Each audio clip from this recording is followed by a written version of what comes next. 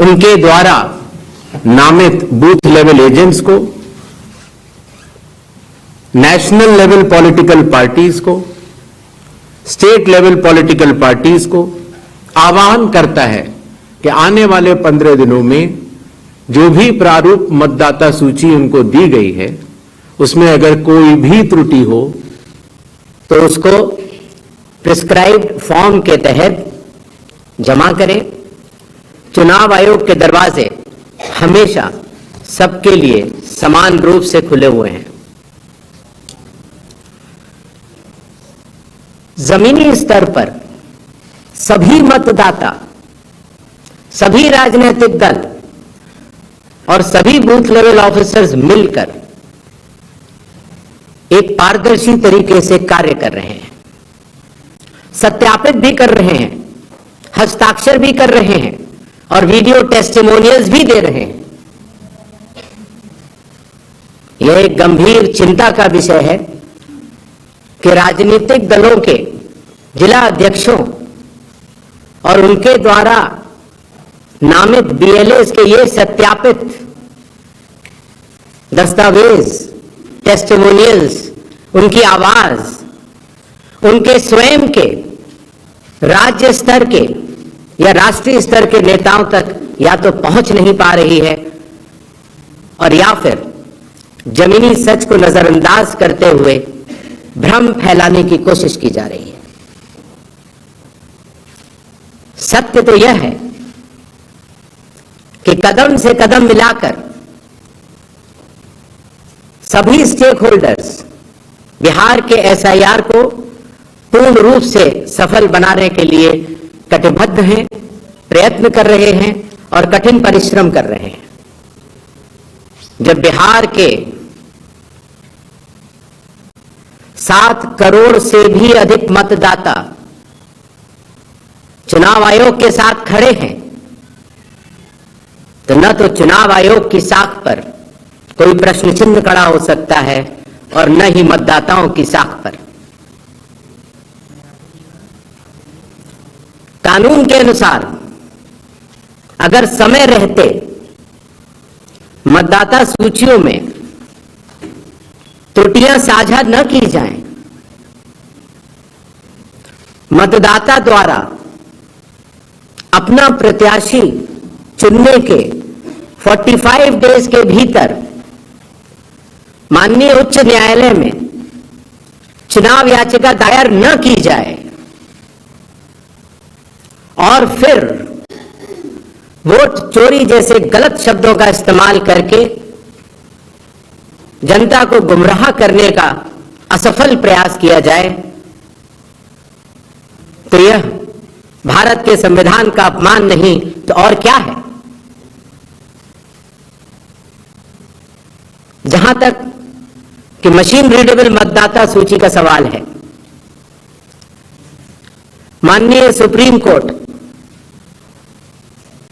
2019 में ही कह चुका है कि यह मतदाता की निजता का हनन हो सकता है।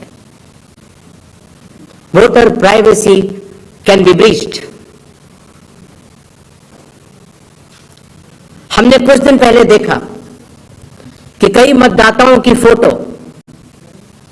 उनकी अनुमति के बिना मीडिया के समक्ष रखी गई, उनके ऊपर आरोप लगाए गए, उनका इस्तेमाल किया गया। क्या अपनी माताओं, बहुओं, बेटियों सहित किसी भी मतदाता की सीसीटीवी वीडियो चुनाव आयोग को साझा करनी चाहिए क्या?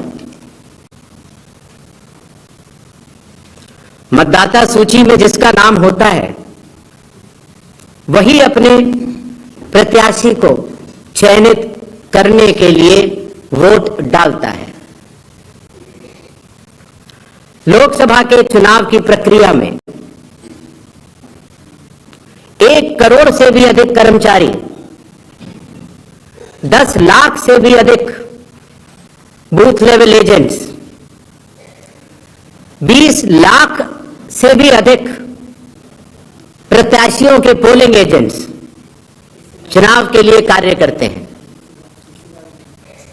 इतने सारे लोगों के समक्ष इतनी पारदर्शी प्रक्रिया में क्या कोई भी मतदाता वोट की चोरी कर सकता है? कुछ मतदाताओं द्वारा दोहरे मतदान के आरोप लगाए गए, सबूत मांगने पर जवाब नहीं मिला। ऐसे मिथ्या आरोपों से न तो चुनाव आयोग डरता है और न ही कोई मतदाता। जब चुनाव आयोग के कंधे पर बंदूक रखकर भारत के मतदाताओं को निशाना बनाकर राजनीति की जा रही हो, तो आज चुनाव आयोग सबको स्पष्ट करना चाहता है कि चुनाव आयोग निडरता के साथ सभी गरीब, अमीर, बुजुर्ग, महिला, युवा सहित सभी वर्गों और सभी धर्मों के मतदाताओं के साथ बिना किसी भेदभाव के चट्टान की तरह खड़ा था, खड़ा है और खड़ा रहेगा। जय हिंद, जय Bharat.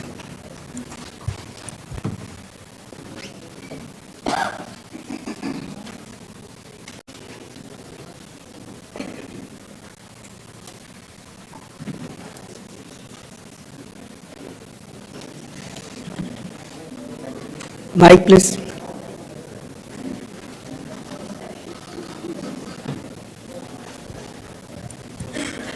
Sir, good evening. I am Prashant from Asianet News. Sir, here. हाँ, Prashant from Asianet News. As you know, after Rahul Gandhi's press conference, there are many issues coming up from different states, including states like Kerala. Will you initiate an inquiry into all these allegations which are coming from different states? next 5 questions. 22.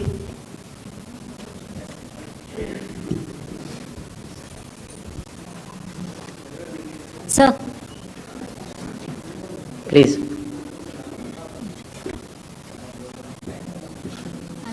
Yeah. hi. Please, Yeah. go ahead. Yeah. Sir, Aishwarya Paliwal from Aaj Tak and India Today. Sir, 2 questions.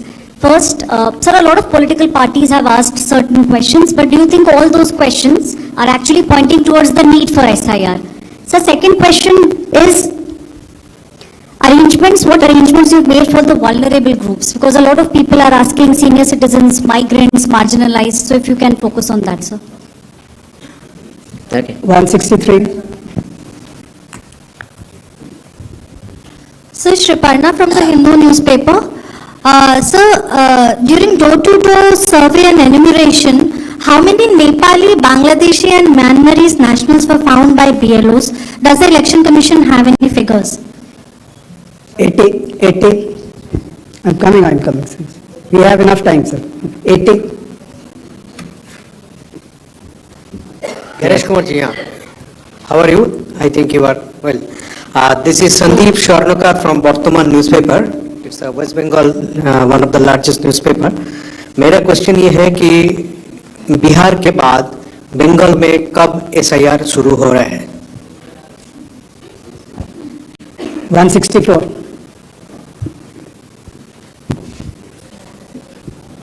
Sir Neeraj हूँ news 18 India से, network 18 से। हमारा सवाल है कि special summary revision सालाना तौर पे होता है हर साल, तो SIR की जरूरत आपको कौन सा मतदाता सूची दोनों प्रक्रिया से अलग मिलेगा, हम ये जानना चाह रहे हैं। और एक सप्लीमेंट्री सवाल है इसी के साथ कि आपने कहा कि कुछ पॉलिटिकल पार्टीज के नेता भ्रम फैलाने की कोशिश कर रहे हैं। उनका यह भी कहना है, राहुल गांधी की मैं बात कर रहा हूँ, थोड़ी देर पहले उन्होंने कहा है क्यों उन्हीं से शपथ पत्र सिर्फ मांगा जा रहा है, दूसरे लोग, दूसरी पार्टी के लोग जो सवाल कर रहे हैं उनसे क्यों नहीं?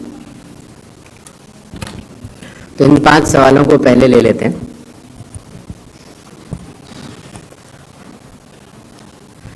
हमारे सारे मीडिया बंधुओं के माध्यम से मैं देश के मतदाताओं को ये बतलाना चाहता हूं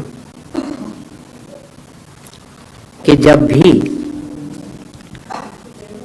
मतदाता सूची का रिवीजन होता है तो उसकी प्रक्रिया वही होती है जो मैंने आपको अभी शुरू में बताई। अर्थात सबसे पहले बूथ लेवल ऑफिसर्स और बीएलएस, राजनीतिक दलों के बीएलएस मिलकर एक ड्राफ्ट तैयार करते हैं और उसके बाद सभी राजनीतिक दलों को और उसी असेंबली कॉन्स्टिट्यूएंसी के मतदाताओं को यह अधिकार होता है कि वो उसमें त्रुटियां सुधारने के लिए आवेदन कर सके। आवेदन 3 तरह के हो सकते हैं, या तो किसी का नाम छूट गया हो तो फॉर्म 6 होता है, या किसी का नाम गलत जुड़ गया हो या किसी और को जुड़वाना हो तो फॉर्म 7 होता है, और या कई बार उसमें विवरण गलत हो जाए, आपकी नाम की स्पेलिंग गलत हो जाए, फोटो गलत हो जाए, एड्रेस गलत हो जाए तो फॉर्म 8 होता है। तो ये क्लेम्स एंड ऑब्जेक्शंस का जो पीरियड होता है ये बहुत महत्वपूर्ण होता है और इसमें सभी राजनीतिक दलों की भागीदारी और मतदाताओं की भागीदारी भी आवश्यक होती है। जब ये सारे क्लेम्स एंड ऑब्जेक्शंस आ जाते हैं तो उसके बाद जो उस इलाके का एसडीएम होता है, जिसको कई जगहों पर इलेक्टोरल रजिस्ट्रेशन ऑफिसर भी बोलते हैं, जो कि स्टेट गवर्नमेंट का एक अधिकारी होता है, वो उस पर एक निर्णय लेता है और निर्णय करने के बाद एक अंतिम सूची का प्रकाशन करता है। ये प्रक्रिया मैं आपके माध्यम से सभी मतदाताओं को बताना चाहता हूं, जिससे कि उन्हें भी सनद रहे कि पूरी प्रक्रिया होती क्या है। तो एक बार जब एसडीएम की तरफ से अंतिम सूची प्रकाशित कर दी जाती है, और याद रहे कि प्रारूप अर्थात ड्राफ्ट सूची भी पॉलिटिकल पार्टी से शेयर की जाती है और अंतिम सूची भी पॉलिटिकल पार्टी से शेयर की जाती है, और आजकल चूंकि तकनीकी का जमाना है तो वेबसाइट पर भी इलेक्शन कमीशन की अवेलेबल होती है। इसके बाद भी अगर कोई भी त्रुटि रह जाए तो उस जिले के डीएम के पास एक अपील होती है, और अगर डीएम से भी उस त्रुटि का समाधान न निकले तो उसके ऊपर उस प्रदेश के चीफ इलेक्टोरल ऑफिसर के पास एक अपील होती है। जो अंतिम सूची प्रकाशित हो जाती है उसके ऊपर हो जाते हैं चुनाव। जब चुनाव होते हैं तो पॉलिटिकल पार्टीज अपने कैंडिडेट्स को खड़ा करती हैं और उन कैंडिडेट्स को यह सूची एक बार फिर दे दी जाती है कि इस सूची के ऊपर मतदान होगा, और यह सूची मतदान केंद्रवार दी जाती है। इस प्रक्रिया के बाद जब चुनावी मतदान होता है तो मतदान केंद्र के अंदर हर प्रत्याशी को यह अधिकार होता है कि वो पोलिंग एजेंट्स को नामित करे, और वही सूची पोलिंग एजेंट्स के पास भी होती है। तो उदाहरण के तौर पर जब हमारा कोई मतदाता जब मतदान करने जाता है तो पोलिंग एजेंट्स देखते हैं, और अगर कोई गलत व्यक्ति जा रहा है या कोई 2 बार जा रहा है तो उसके ऊपर ऑब्जेक्शन भी कर सकते हैं। मतदान प्रक्रिया समाप्त होने के बाद मतगणना होती है, और मतगणना के बाद रिटर्निंग ऑफिसर रिजल्ट्स डिक्लेयर कर देते हैं। यह एक डिसेंट्रलाइज कंस्ट्रक्ट है। संविधान के अनुसार ये पूरी जिम्मेदारी चुनाव आयोग की है,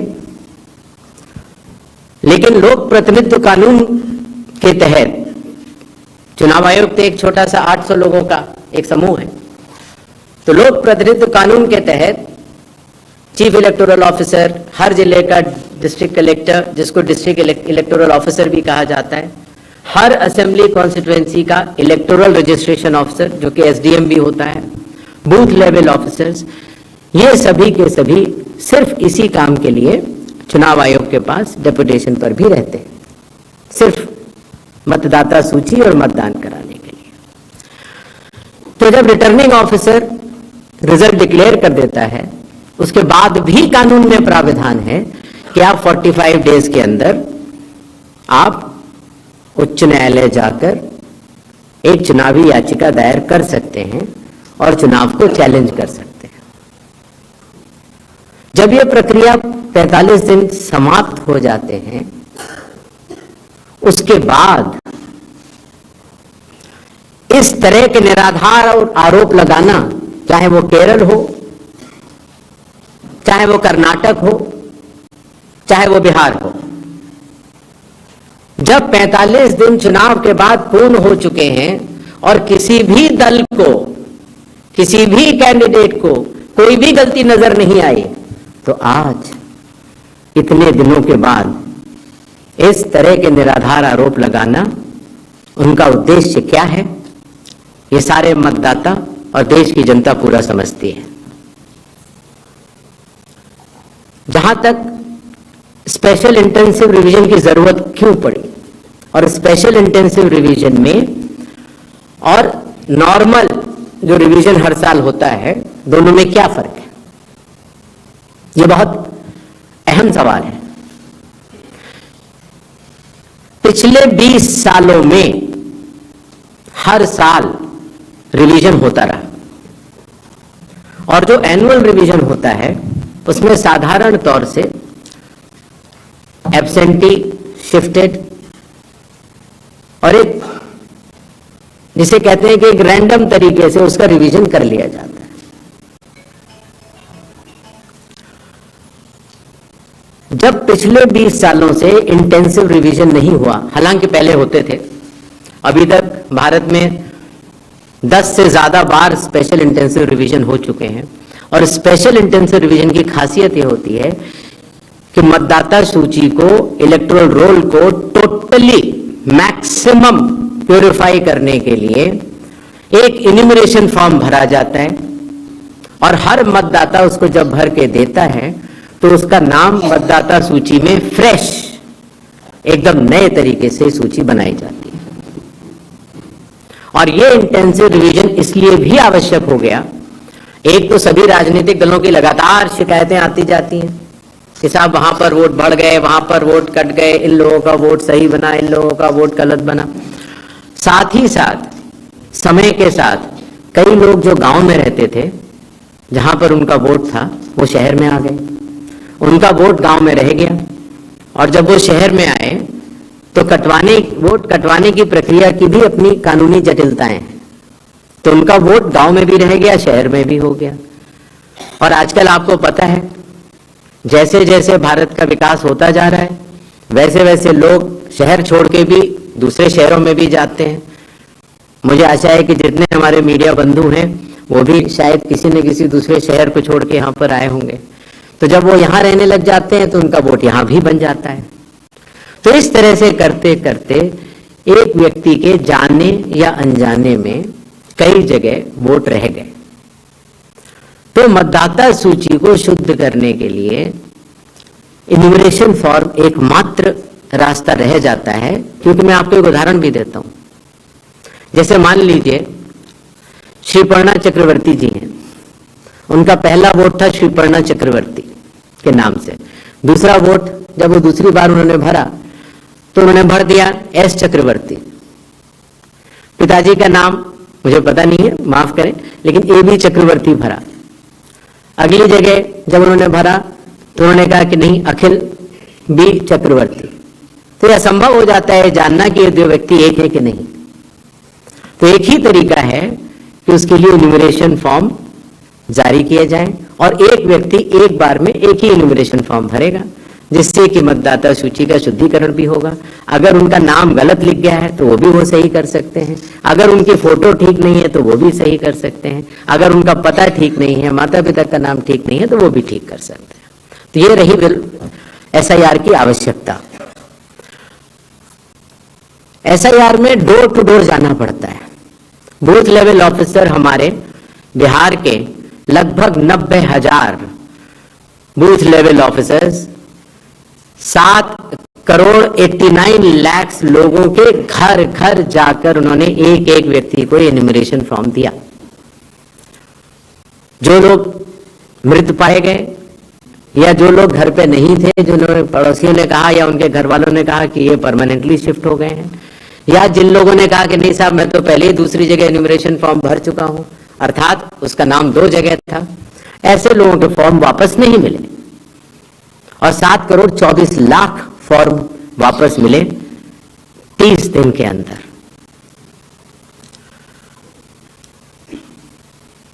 इनमें से एक सवाल यह था कि कितने नेपालीज हैं और कितने बांग्लादेशीज। पहली बात तो मैं स्पष्ट कर देना चाहता हूं कि भारत के संविधान के अनुसार सिर्फ भारत का नागरिक ही एमएलए और एमपी का चुनाव कर सकता है। किसी और कोई अधिकार, किसी और देश के नागरिक को यह अधिकार प्राप्त नहीं है। अगर ऐसे लोगों ने इन्यूमरेशन फॉर्म भरा है तो एसआईआर की प्रक्रिया में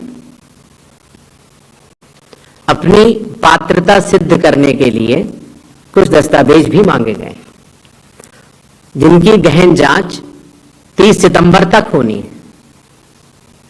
और ऐसे केस में जो ऐसे लोग हैं जो कि हमारे देश के नहीं हैं, गहन जांच के दौरान वो पाए जाएंगे और निश्चित तौर से उनका वोट नहीं बनेगा।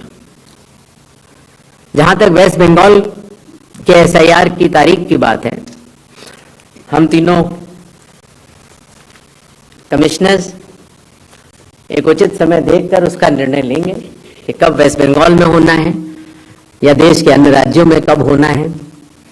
उसकी तारीखों का ऐलान आने वाले समय में उचित समय पर किया जाएगा। एक और सवाल था कि जब इतनी पारदर्शी प्रक्रिया है तो फिर भ्रम फैलाने वाली कोशिश पर आप कुछ लोगों से ये कह रहे हैं कि फॉर्म 7 दे दें और कुछ लोगों से कह रहे हैं कि आप शपथ पत्र दे दें। इसका जवाब ये है, लोक प्रतिनिधित्व कानून में जो सबके लिए बराबर है, मेरे लिए भी है, आपके लिए भी है और किसी भी सांसद के लिए भी है और किसी भी एमएलए जी के लिए भी है। अगर आप उसी निर्वाचन क्षेत्र के निर्वाचक हैं तो आपको समय रहते शिकायत करने का पूरा मौका है। आप फॉर्म 6 भर सकते हैं, फॉर्म 7 भर सकते हैं, फॉर्म 8 भर सकते हैं। आपके राजनीतिक दल के बूथ लेवल एजेंट्स को भी यह अधिकार प्राप्त होता है कि वो एक शपथ देकर 10-10 फॉर्म भी बूथ लेवल ऑफिसर्स को दे सकते हैं, बशर्ते आप उस विधानसभा क्षेत्र के निर्वाचक हो।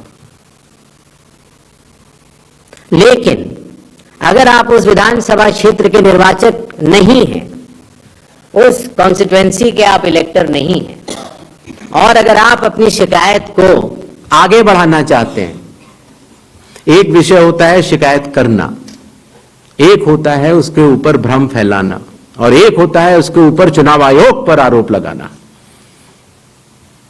तो ग्रेडेड रिस्पांस के तहत अगर आप उस क्षेत्र के निर्वाचक नहीं हैं तो आपके पास एकमात्र कानून में विकल्प है और वो है रजिस्ट्रेशन ऑफ इलेक्टर रूल्स, रूल संख्या 20,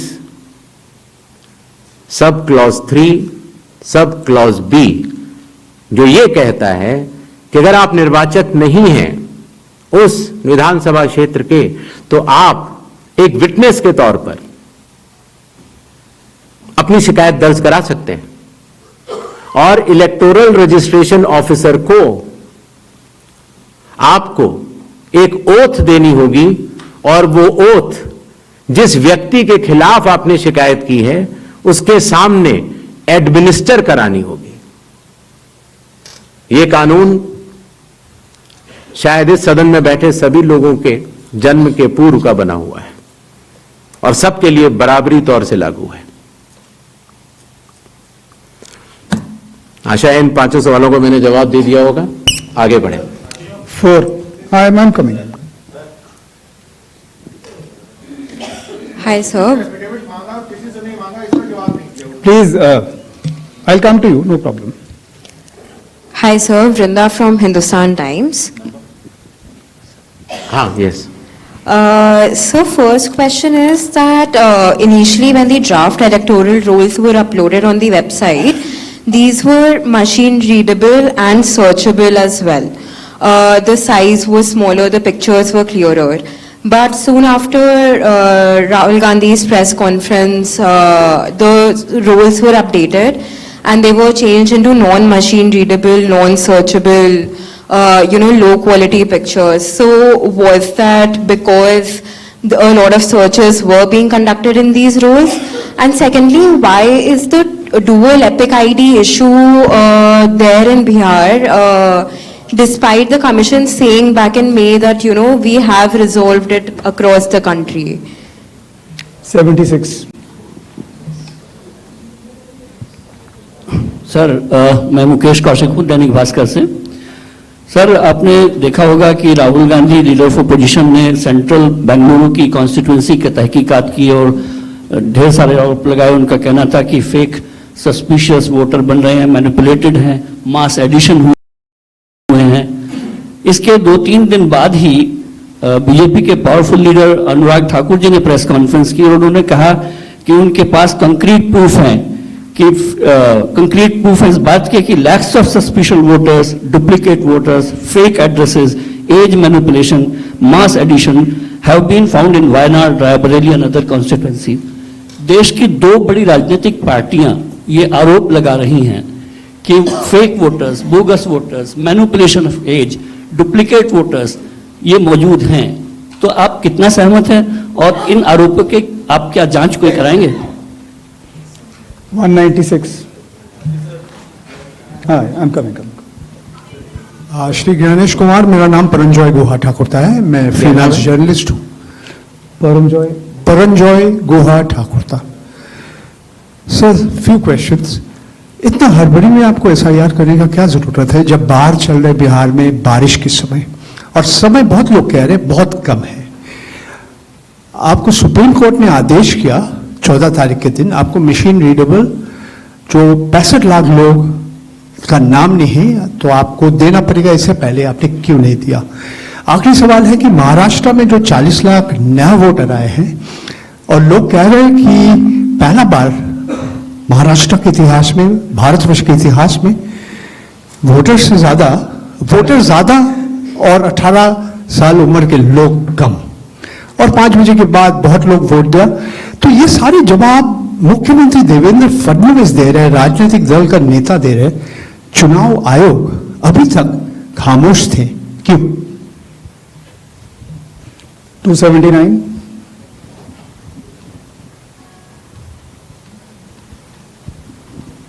सर, मैं पीयूष पांडे हूं, TV9 भारतवर्ष से। मेरा सवाल यह है कि AI और डीप फेक जैसे तकनीकी खतरे भी मंडरा रहे हैं, राजनीतिक दल उसका प्रयोग भी कर रहे हैं। क्या चुनाव आयोग के पास इस पर शिकंजा कसने के लिए कोई कानूनी प्रावधान है और क्या इसको लेकर के कोई कदम उठाया जा रहा है? दूसरा एक सवाल मेरा ये है कि सुप्रीम कोर्ट ने जब आदेश दिया तब चुनाव आयोग 65 लाख हटाए गए वोटरों की सूची जारी करने की दिशा में काम कर रहा है। क्यों राजनीतिक दलों के कहने पर पहले ऐसा नहीं किया गया? 147. We'll start the next round. Sir मैं गौरव श्रीवास्तव, टाइम्स नाउ भारत से। मेरा सवाल ये है सर कि चूंकि हम लोग चुनाव आयोग भी देखते हैं, सुप्रीम कोर्ट में सुनवाई भी देखते हैं, बार बार ये सवाल उठा, और जिस बात को आप कह रहे हैं कि भारत का संविधान कहता है कि भारत का नागरिक ही वोट डाल सकता है, लेकिन भारत के नागरिक ही वोट डाले और चुनाव आयोग नागरिकता तय करे कि बीच की जो एक पतली सी रेखा है उसको लेकर जो कानूनी लड़ाई है वो कैसे सुलझने वाली है? और दूसरा ये कि जो ये बार बार विवाद आता है कि वोटर लिस्ट जो है वो सर्चेबल हो, फिर उसमें एक जैसे कई नाम आए, क्या ऐसी कोई प्रक्रिया या आधार को लेकर जो चर्चा है कि अगर आधार से लिंक कर दिया जाए सिर्फ इस मकसद से कि एक व्यक्ति के पास दूसरा वोटर आईडी कार्ड न बनने पाए जब तक कि डेटाबेस में ऐसी जानकारी हो, इसके लिए आयोग क्या कदम उठा रहा है? ठीक, तो इन 5 अपने जर्नलिस्ट का मैं जवाब देता हूं।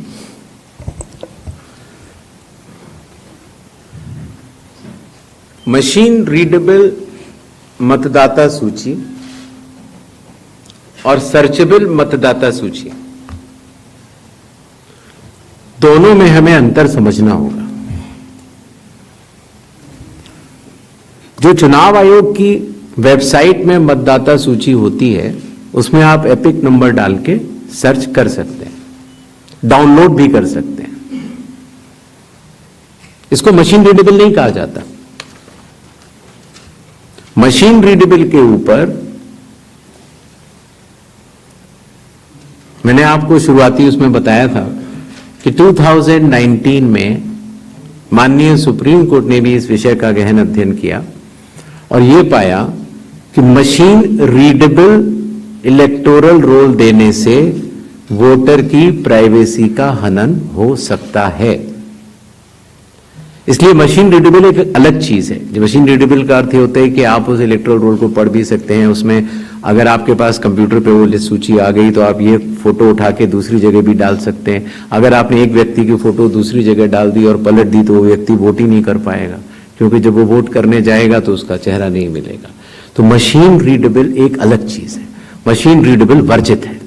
तो उसको आप, ये चुनाव आयोग का अकेला फैसला नहीं है, ये चुनाव आयोग का फैसला माननीय सुप्रीम कोर्ट के जजमेंट के बाद है और 2019 से है।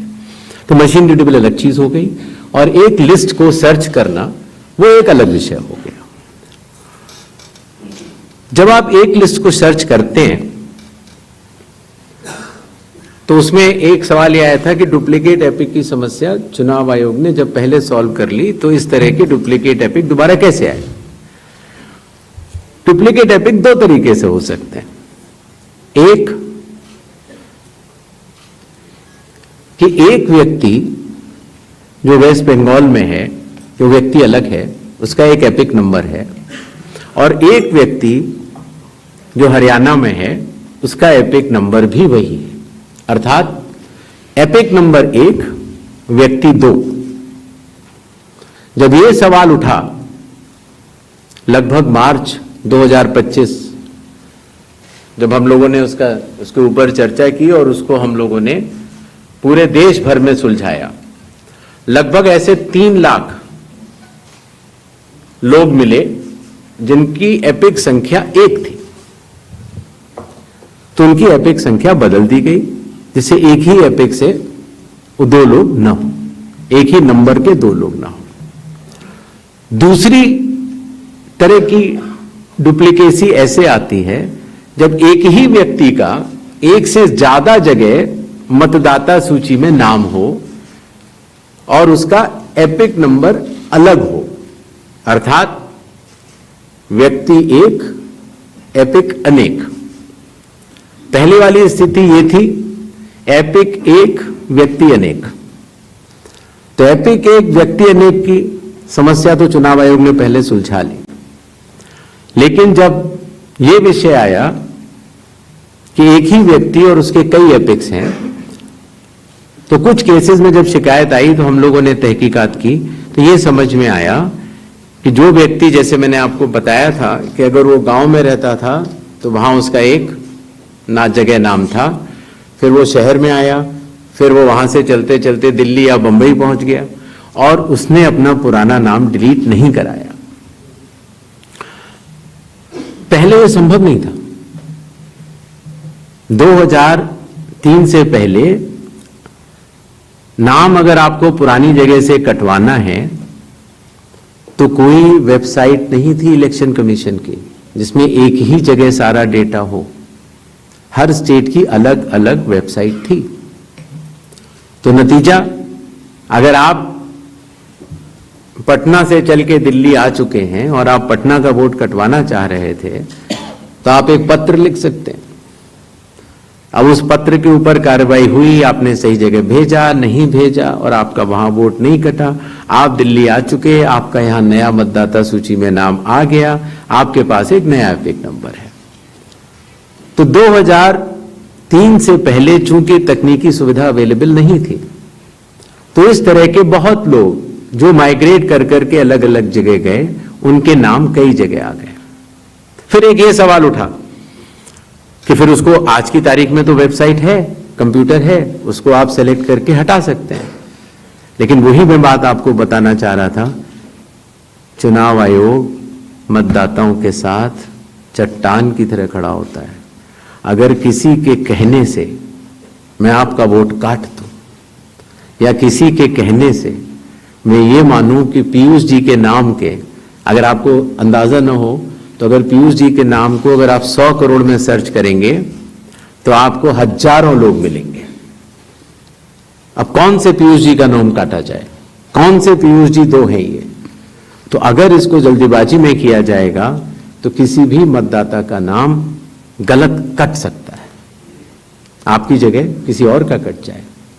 इसलिए शायद पिछले 20 सालों में टेक्नोलॉजी तो थी, लेकिन टेक्नोलॉजी का उपयोग करके किसी का मतदान में मतदाता सूची से नाम काटा जाए, ये गलत होगा। और इसीलिए चुनाव आयोग ने ऐसा नहीं किया। और इसकी या तो व्यक्ति खुद कर सकता है तो कोई आपत्ति नहीं है, और या फिर स्पेशल इंटेंसिव रिवीजन के जरिए जब ये न्यूमरेशन फॉर्म बनेगा तो पीयूष पांडे जी के पास ही फॉर्म पहुंचेगा। अगर उनके पास दूसरा फॉर्म पहुंच जाएगा तो एक ही पे दस्तखत करेंगे और डुप्लीकेट वोट की समस्या का निदान हो जाएगा। एसआईआर में हड़बड़ी क्यों? यह भी एक भ्रम फैलाया जाता है।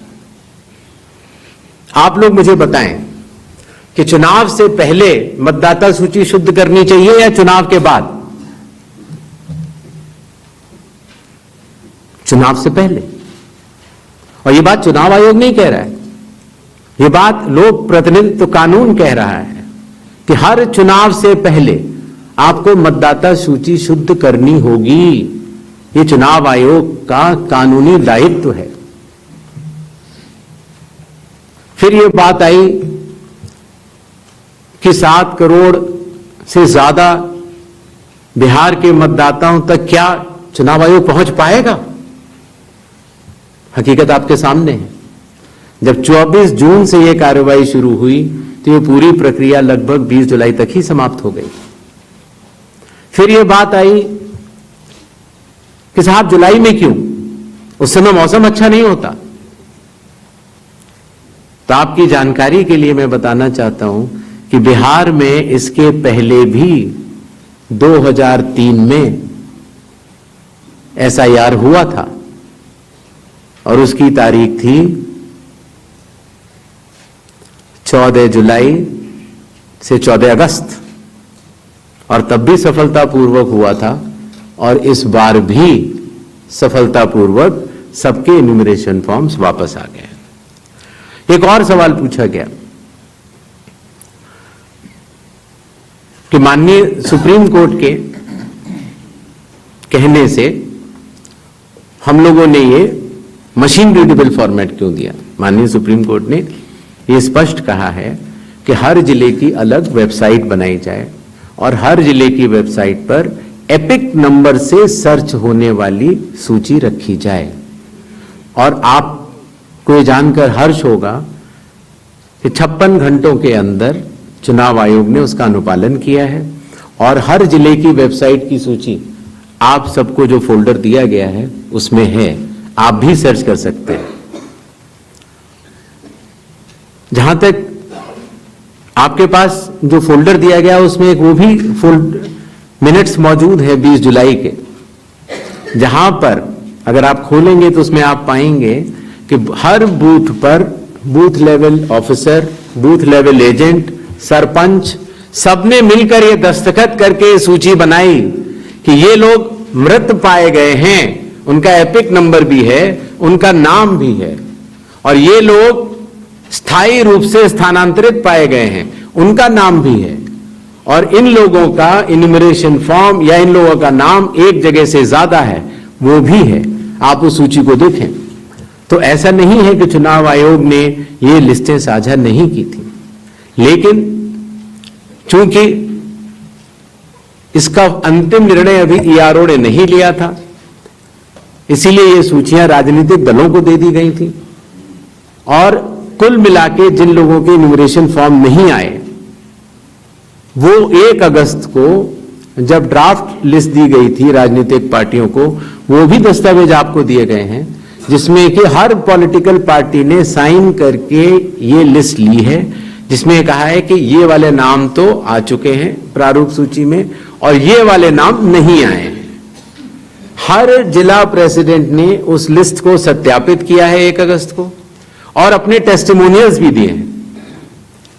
तो ये सूचना और भी लोगों तक पहुंचे, आप तक भी पहुंचे। चुनाव आयोग तो पारदर्शिता का स्वागत करता है और ये बहुत ही अच्छी बात है। शायद इससे अगर कुछ लोग जो छूट गए हों, अगर वो नाम दे पाए, तो चुनाव आयोग का तो नारा है हर पात्र मतदाता को सूची में लाना है और हर अपात्र मतदाता को सूची से हटाना है। तो उस उद्देश्य में ये हमारी मदद कर रहा है। एआई और डीप फेक हमारे लिए वास्तव में चुनौती है। अभी कल किसी एक ट्विटर हैंडल पर एक एआई जनरेटेड वीडियो थी जो कि सत्य से परे, लेकिन इस तरह की चुनौतियों का सामना करने के लिए चुनाव आयोग तो भरसक प्रयास करेगा, लेकिन कानून के दायरे में ही रहकर कर सकता है।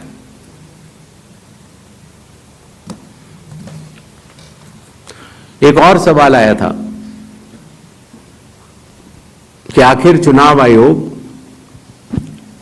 पात्रता की जांच क्यों कर रहा है।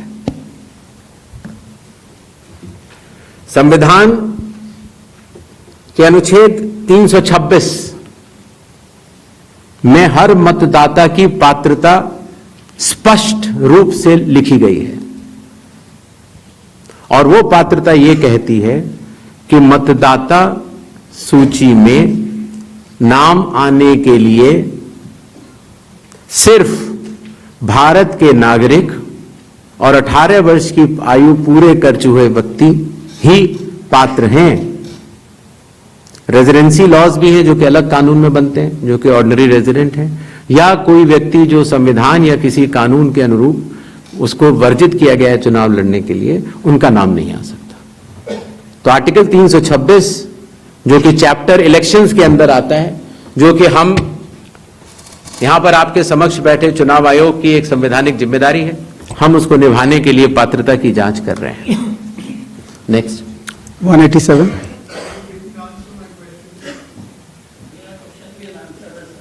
Will come back.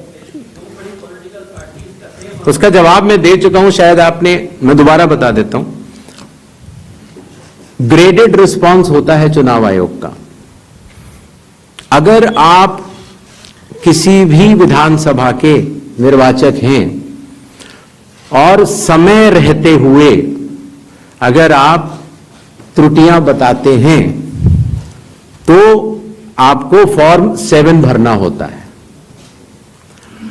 अगर आप किसी भी विधानसभा के निर्वाचक हैं और समय परिधि के बाद अगर गलतियां बतलाते हैं तो उसको सिर्फ एक राजनीतिक स्टेटमेंट माना जाता है। अगर समय के बाद आप त्रुटियां बतलाते हैं और मतदाताओं और चुनाव आयोग पर चोरी का आरोप लगाते हैं तो इन तीनों की ग्रेडिंग में फर्क है। और इसीलिए मैं सभी से यह निवेदन करूंगा कि अगर आप निर्वाचक नहीं हैं और अगर आपको शिकायत करनी है चुनाव आयोग के समक्ष, तो आपके पास, मेरे पास, किसी भी सांसद के पास, किसी भी एमएलए के पास और आपके पास भी सिर्फ एक ही विकल्प है, और वो विकल्प है registration of electoral rules, rule 20 sub clause 3 sub clause B, जिसमें कि आपको इलेक्टोरल रजिस्ट्रेशन ऑफिसर के सामने जिस भी कारण से आप बता रहे हैं कि ये गलत है, आप वो एविडेंस प्रोड्यूस करेंगे और आप शपथ लेंगे और आप इस बात को बताएंगे। आगे 187 Gyanesh sir, We'll come back. Ankit Gupta ABP news से।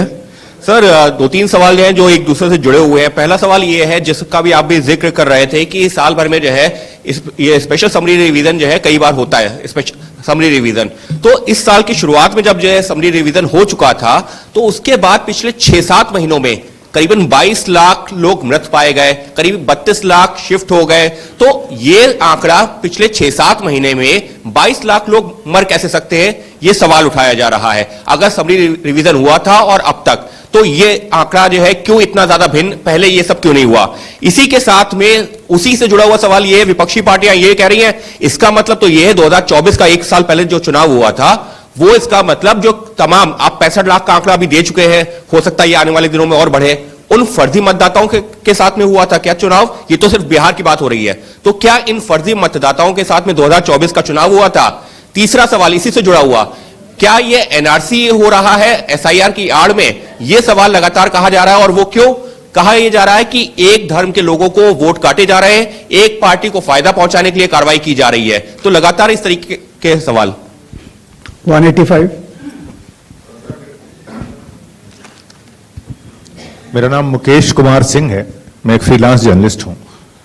मैं आपसे जानना चाह रहा हूं कि इस बात का ग्रेडिंग कैसे की जाएगी कि जो अभी आपने उदाहरण देके बताया कि ईपीआईसी में एक आदमी नाम डुप्लीकेट करेगा, जब तक आपके पास कोई यूनिक फीचर नहीं होगा, जैसे आधार के मामले में बायोमेट्रिक्स एक यूनिक फीचर का काम करता है हर इंडिविजुअल के लिए ना, उसी तरीके से अगर आप ईपीआईसी से इसको नहीं जोड़ेंगे तो ये संभव ही नहीं है कि आप कभी जिंदगी में डुप्लीकेसी को चेक कर पाए, चाहे कितने एफर्ट्स कर ले। यहां आपको टेक्नोलॉजी की ही मदद लेनी पड़ेगी, मैनुअली ये ह्यूमनली पॉसिबल नहीं है।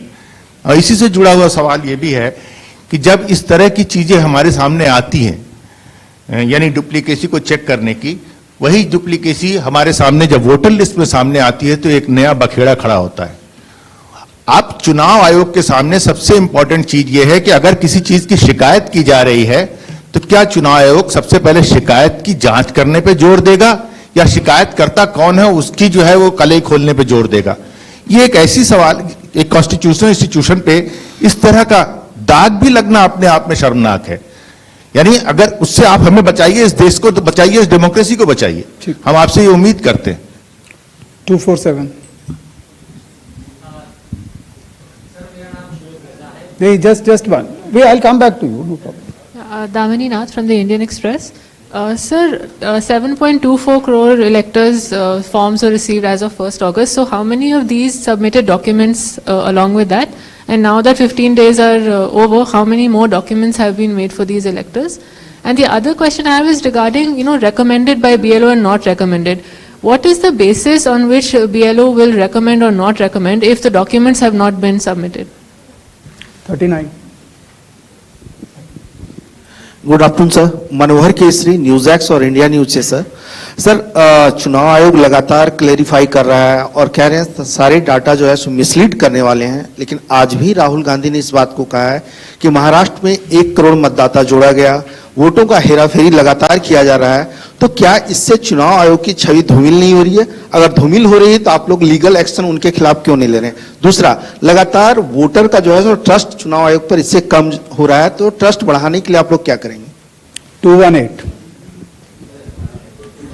हेलो, इधर सर, मैं sir the right side, Prashant Dev, news 24 से।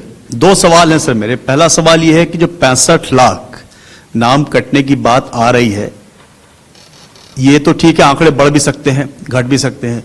कितने नाम जुड़े फॉर्म 6 के, मतलब नए मतदाताओं, जब से एसआईआर शुरू हुई कितने नाम जुड़े? दूसरा, आपने कई बार ये बात कही कि निराधार आरोप लगाए जा रहे हैं, वोट चोरी की जा रही है जिसमें कोई सत्यता नहीं है। अगर ये बात सच है, दूसरी तरफ आप ये कहते हैं कि वैध मतदाता कोई छूटे नहीं, और अगर कोई लीडर, कोई भी लीडर अगर इस तरह का झूठ बोल रहा है, क्या आपके पास कोई अधिकार नहीं उनके खिलाफ कानूनी कार्रवाई करने का? आप उनको बनाते हैं, रजिस्ट्रेशन देते हैं। ये 2 सवाल है सर। पहला ये था कि 6 महीनों में इतने मृत लोग कैसे पाए गए। शायद इसका जवाब मैं पहले दे चुका था कि पिछले 20 सालों से जब ये नॉर्मल रिवीजन होता है तो घर घर जाकर इन्यूमरेशन फॉर्म नहीं दिया जाता है, और शायद इसलिए कई बार जब घरों में किसी की मृत्यु हो जाती है तो वो इंफॉर्मेशन बीएलओ के पास कैसे आएगी? तो बीएलओ के पास अगर उस परिवारजनों ने न बताई तो बीएलओ के पास संभव नहीं होगा। इसीलिए 22 लाख मतदाता कोई 6 महीने में मरे हुए नहीं हैं। ये वो मृत मतदाता हैं जो लगभग पिछले 20 सालों में रिकॉर्ड करने से छूट गए, और इन्यूमरेशन फॉर्म की वजह से ये सत्य सामने आ रहा है। एक बात जो मैं आपके माध्यम से भारत की जनता तक पहुंचाना चाहता हूं वो ये है कि मतदाता सूची एक विषय है और मतदान करना दूसरा विषय है। मतदाता सूची में किसी का नाम गलत आ सकता है अगर बूथ लेवल ऑफिसर से गलती हुई हो या राजनीतिक दलों ने उस पर ध्यान न दिया हो, तो किसी भी व्यक्ति का नाम मतदाता सूची में गलत आ सकता है। शायद ही किसी भी मतदान केंद्र में उस लेवल का परफेक्शन एसआईआर से पहले न रहा हो जहां की इस तरह की त्रुटियां न रही हो। इसके दो कारण हैं। एक तो हमारे बूथ लेवल ऑफिसर्स की जो ट्रेनिंग अब हम लोगों ने दिल्ली में शुरू की है और उसके साथ साथ उनके दायित्व को उनको समझाना। आपको अंदाज होगा कि कितने बूथ लेवल ऑफिसर्स हैं इस देश में? 10.5 लाख।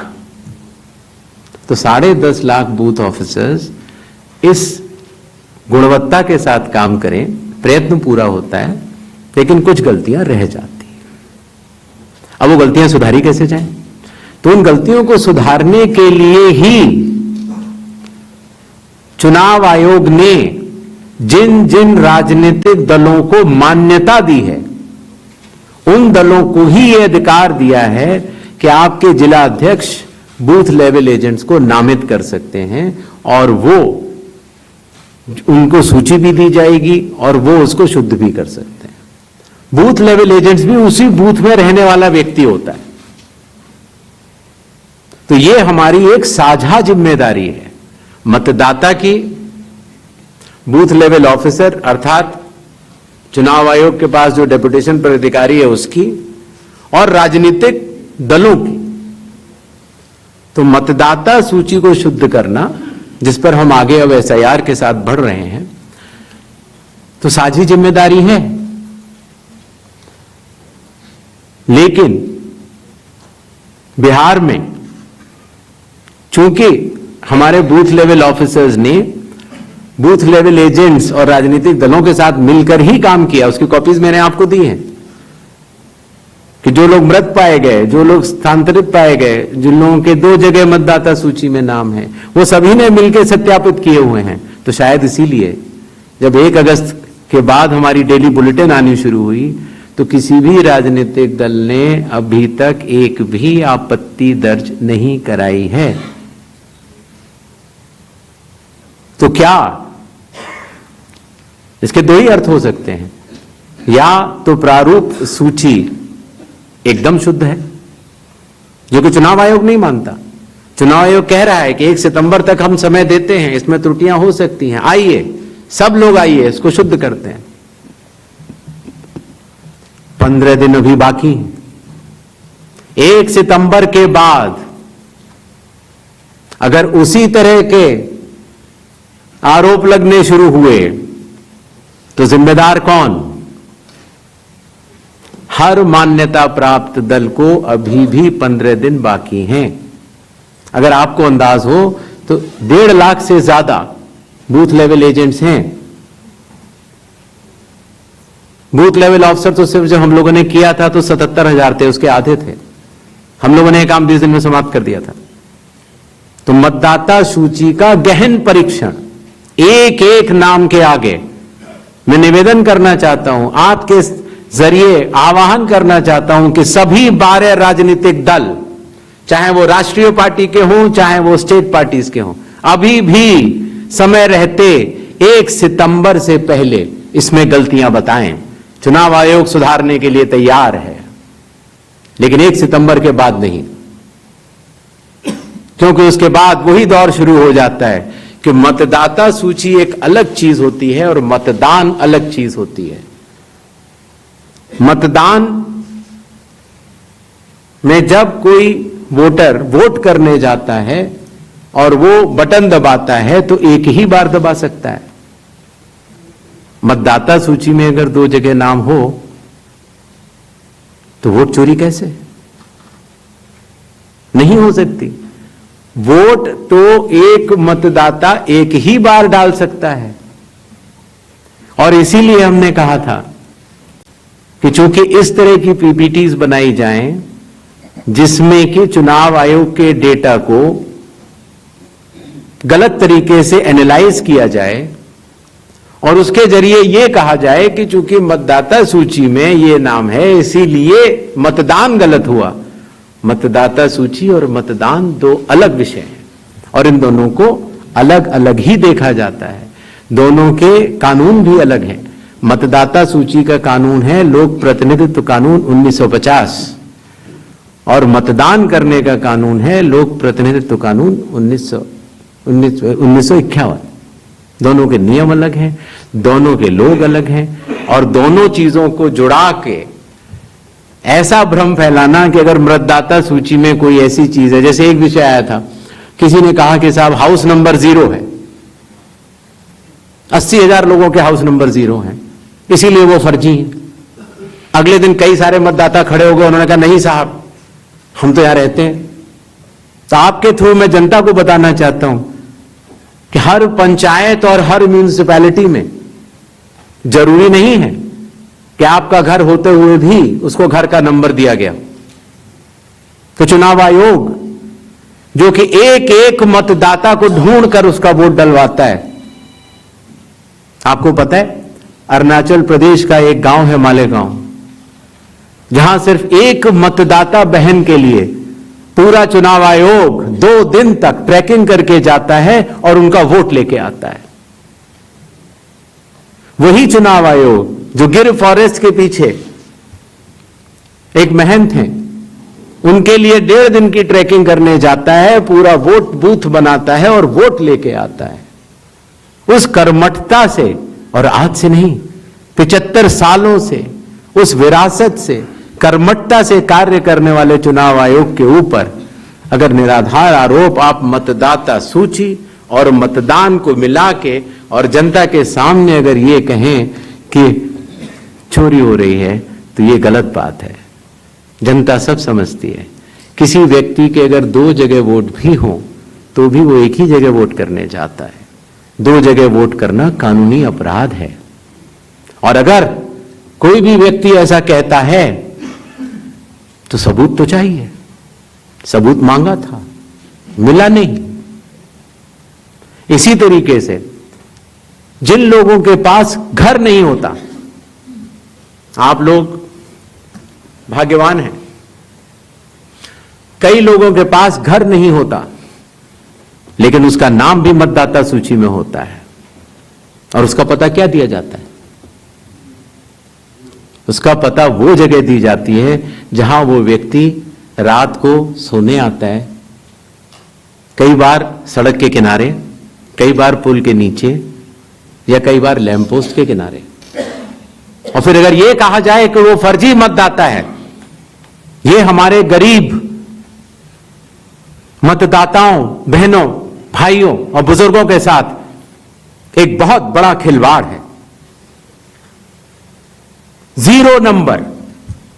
आपको पता है इस देश में करोड़ों लोगों के घरों के पते के आगे 0 नंबर है। क्यों? क्योंकि पंचायत, म्यूनिसिपैलिटी जिस घर में वो रहते हैं उन्होंने उनका नंबर नहीं दिया। शहरों में अनऑथराइज्ड कॉलोनीज हैं जहां उनको नंबर नहीं है, तो वो अपने फॉर्म में क्या पता भरें? तो चुनाव आयोग के निर्देश कहते हैं अगर ऐसा कोई भी मतदाता इस देश में है, चुनाव आयोग उसके साथ खड़ा है और उसको नोशनल नंबर देगा। और चूंकि कंप्यूटर में जब उसको भरते हैं तो वो 0 दिखता है। इसका अर्थ यह नहीं है कि वो मतदाता नहीं है। मतदाता बनने की शर्तों में आपका पता इतना अनिवार्य नहीं है जितनी कि आपकी नागरिकता और आपके 18 वर्ष की आयु पूरा होना और जितना कि आप उस बूथ के आजू बाजू में रहते हैं। इन अनिवार्यताओं के तहत ही आपका वोट बनता है। शिकायत के ऊपर जांच क्यों नहीं होती? इस सवाल का जवाब भी देना बनता है।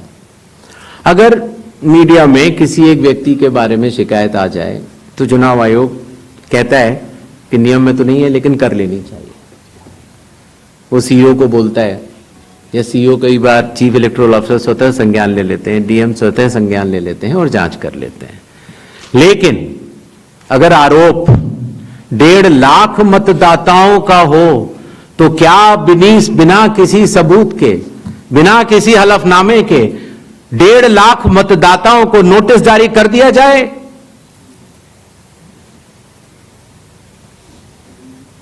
क्या यह न्याय संगत होगा?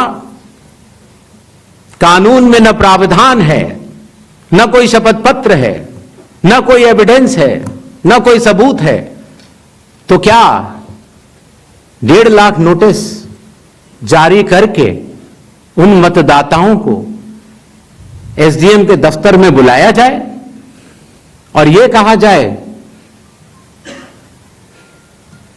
कि आप फर्जी हैं? क्या मतदाता चुनाव आयोग से यह नहीं पूछेगा कि आपके पास क्या सबूत है? आज भी आपके मीडिया में चल रहा है, जितने नाम लिए गए सब एक एक करके सामने आ रहे हैं। और अगर चुनाव आयोग ने उनको नोटिस दिया होता तो हमारी साख गिरती कि बढ़ती? किसी ने सवाल पूछा था तो मैंने सोचा बतलाता चलो। बिना किसी सबूत के किसी भी वैलिड मतदाता का नाम नहीं कटेगा।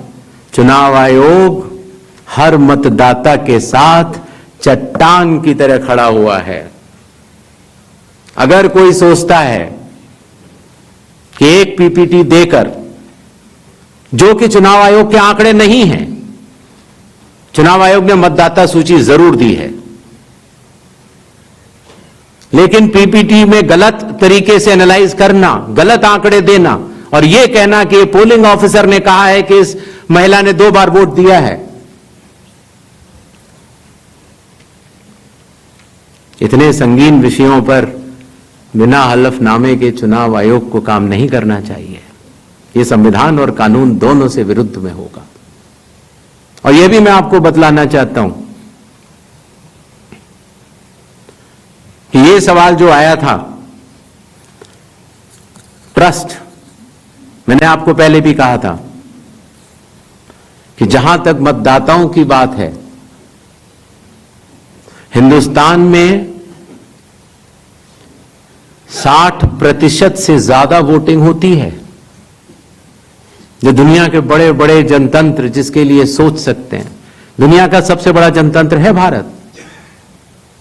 दुनिया का सबसे बड़ी मतदाता सूची हमारे पास है, लगभग 90 करोड़ से 100 करोड़ के बीच में।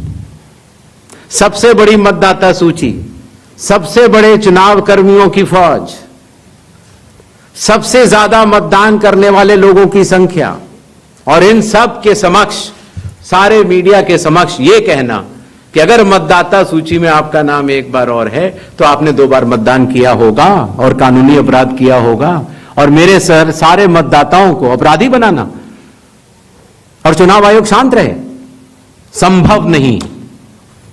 हलफनामा देना होगा या देश से माफी मांगनी होगी, तीसरा विकल्प नहीं है।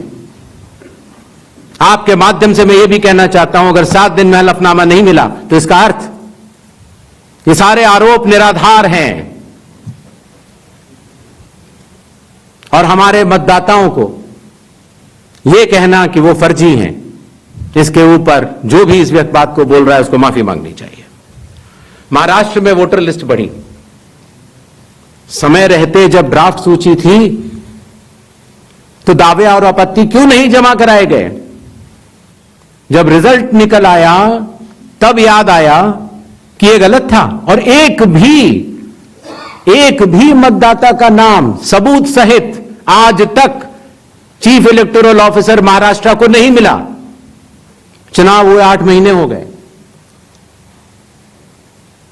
महाराष्ट्र में क्यों नहीं उच्चतम न्यायालय में चुनावी याचिका दायर की गई?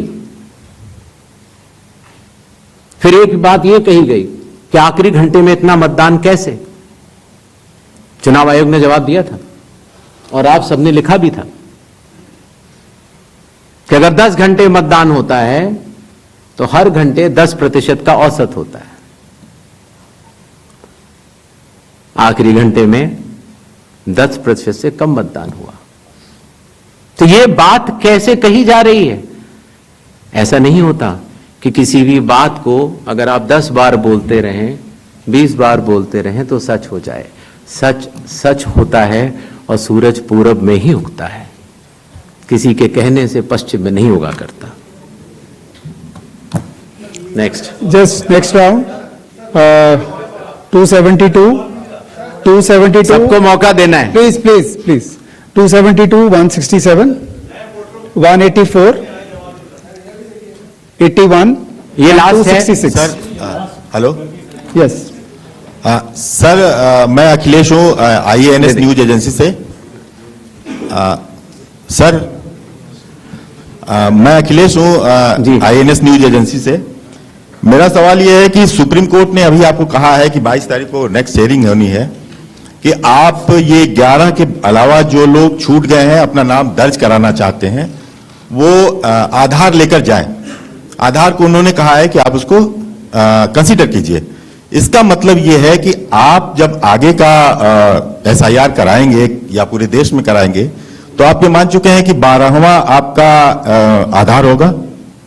दूसरी बात, दूसरा सवाल मेरा कि राहुल गांधी संवैधानिक पद पे हैं, नेता प्रतिपक्ष हैं, उनके तमाम सवालों को आपने जवाब दिया और कहा कि सबूतों के साथ आरोप लगाया जाना चाहिए। तो क्या आपको लगता है कि वो गंभीरता से आरोप नहीं लगा रहे हैं या वो सिर्फ राजनीति करने के लिए ऐसा कर रहे हैं? तीसरा मेरा सवाल है कि आपने कहा कि बार बार कहा कि आपको दो सवाल पूछिए। अगर देर से आप देते हैं, आप सवाल उठाते हैं तो आपको एफिडेविट देना पड़ेगा। अखिलेश यादव ने 18,000 नामों की एफिडेविट दिया हुआ है। ये राजनीति में बार बार सवाल उठ रहा है कि आपने उसका जवाब नहीं दिया। ये 3 सवाल हैं सर मेरे। ठीक, yes please ask one question only sir, please restrict yourself to one question. Sir Sanjay Sharma Aaj Tak से मेरा सवाल यह है कि आयोग ने राहुल गांधी से कहा कि वो हलफनामा दें, उसके बगैर कार्रवाई नहीं होगी। बीजेड ने सवाल उठाया है, बीजेडी ने 2024 के लोकसभा चुनाव के पहले। सुन नहीं पाया, जरा दोबारा बोल दीजिए। संजय शर्मा आज तक से हूं।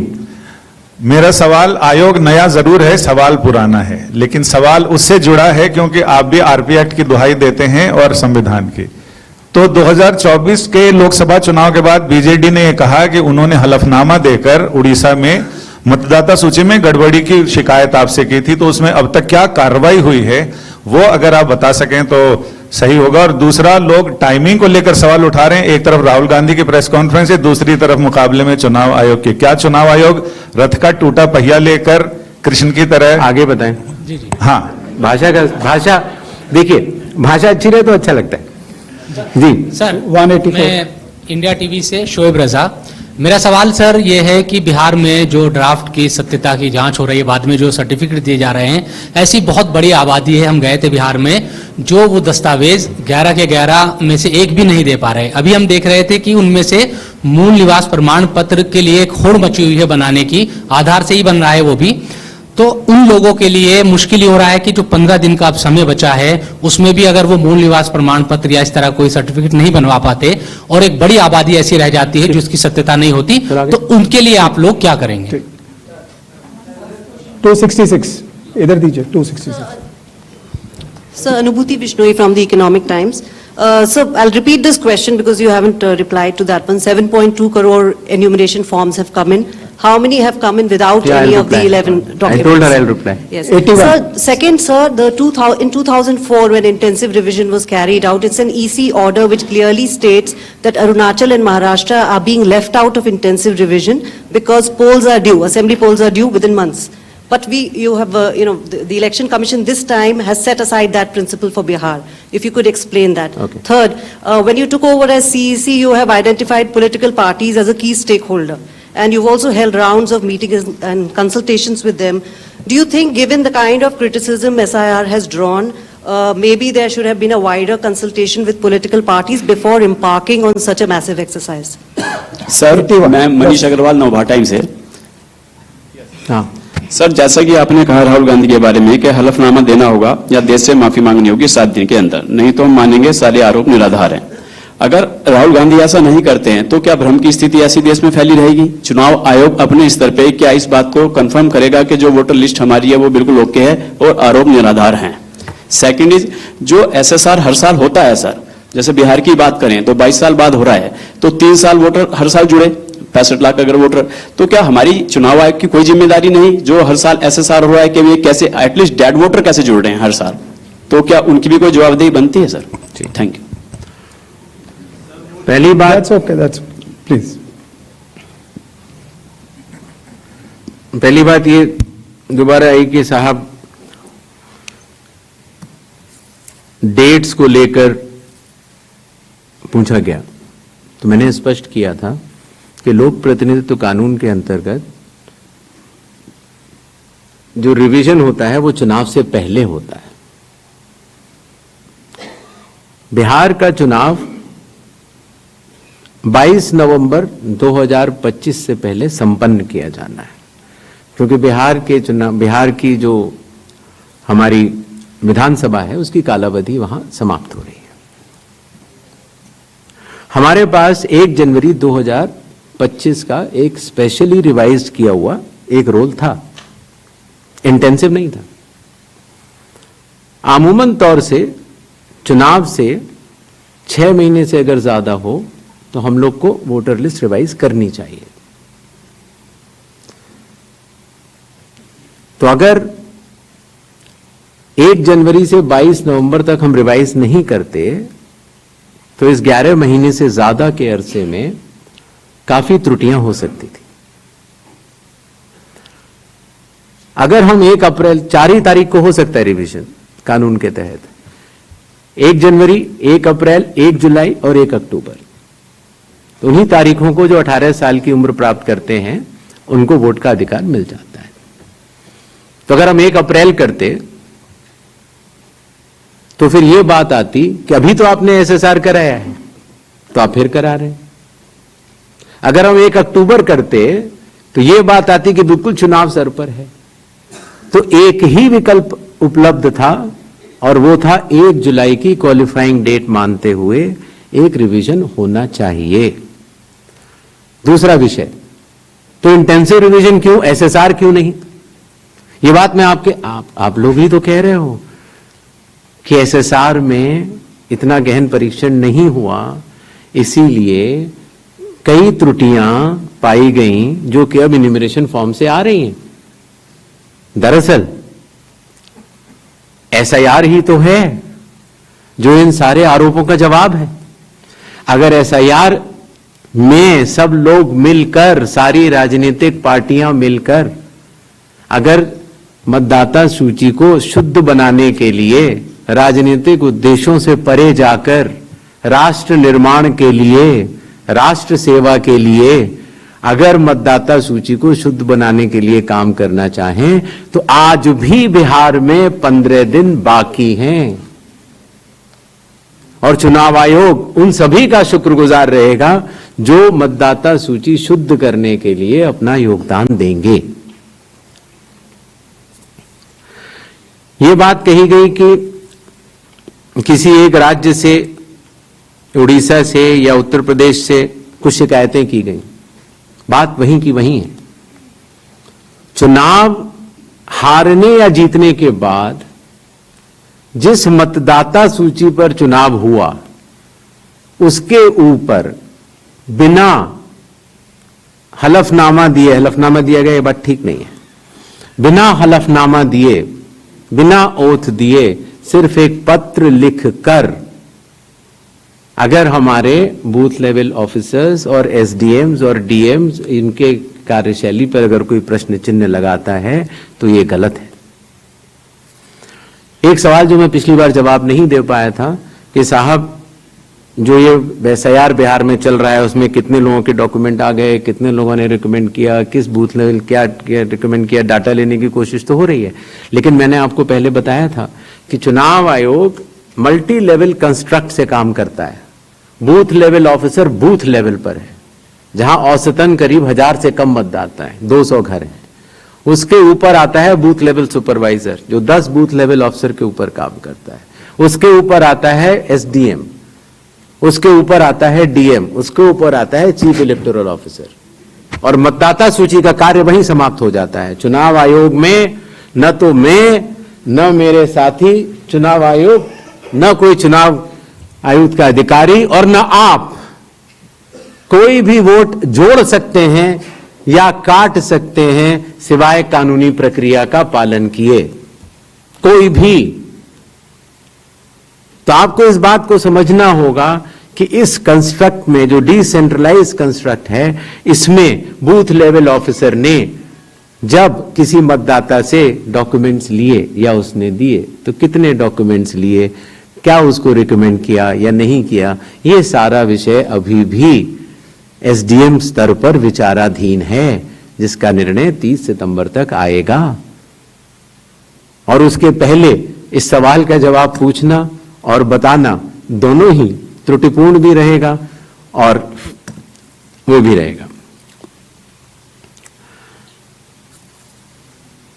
अगर आप आधार के बारे में आपने बोला, माननीय सुप्रीम कोर्ट का स्पष्ट आदेश है कि जो लोग एग्रीव्ड हैं, जो लोग ड्राफ्ट सूची से एग्रीव्ड हैं, वो लोग अपने इन्यूमरेशन फॉर्म को आधार के साथ जमा कर सकते हैं